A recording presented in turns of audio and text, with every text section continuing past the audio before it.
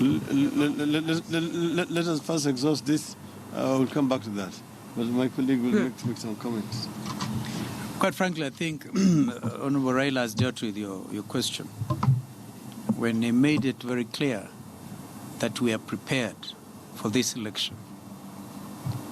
But inasmuch as it is the responsibility of the IEBC to conduct free, fair, credible, transparent elections, it also behoves them to consult the stakeholders.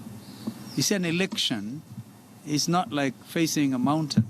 You're dealing with human beings, tremendously interested stakeholders. You cannot run away from that. Therefore, a consultative process.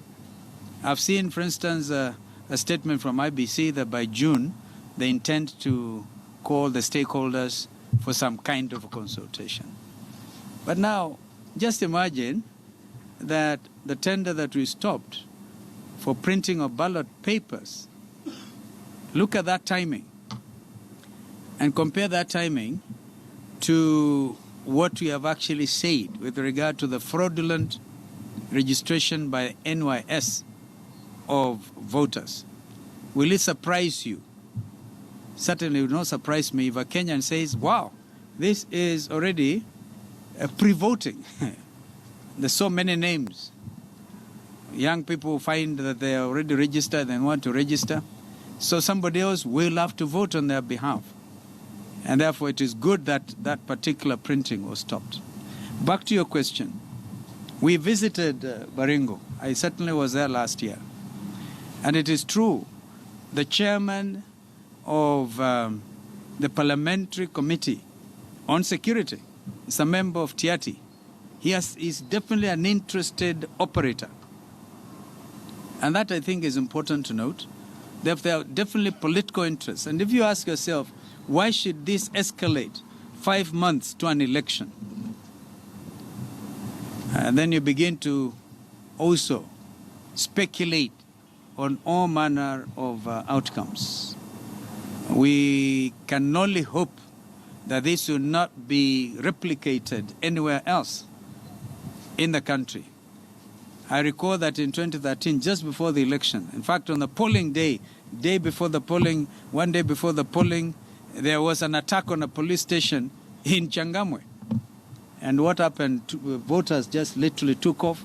There was also a similar thing in Kilifi County, which was a stronghold by codes, a stronghold as it then was.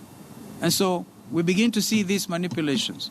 And I don't think this country will take this. It is the responsibility of any government to ensure peace and security, secure every citizen's right to life, the right to protection of property, which is why, apart from what's happening in North Baringo, you have seen, because the country is facing this drought, serious drought, that herders have also invaded private property, and this is itself affecting the flow of tourists in this country.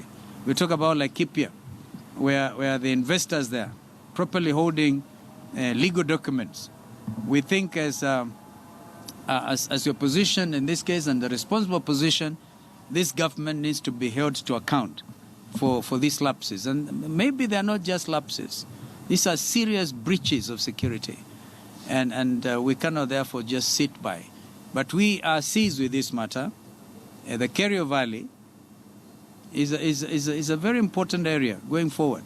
And to declare it now a dangerous zone, because that's what I think it was to be gazetted as a dangerous zone, meaning that none of us should be allowed to go there.